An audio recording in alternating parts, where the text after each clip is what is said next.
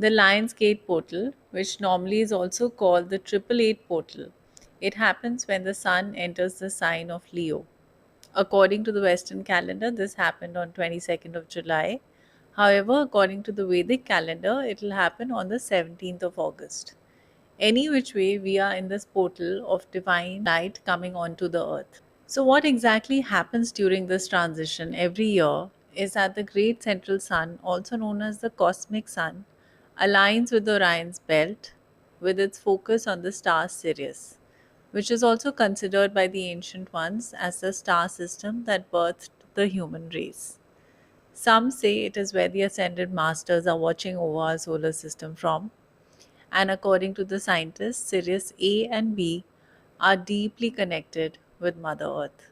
An interesting fact is that the spiraling movement of Sirius A and B is identical to the geometries of the human DNA molecule, once again confirming as above, so below. Sirius is connected to the heart of the I Am presence, also known as Christ or love energy, and the heart of God.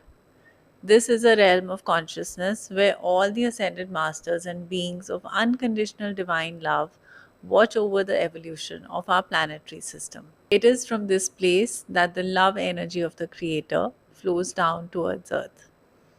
The ancient Egyptians believed that the great ones descended from the Orion's belt, Osiris being the divine masculine energy, and Sirius being the divine feminine energy, who's also associated with Isis. Together, they formed the human civilization.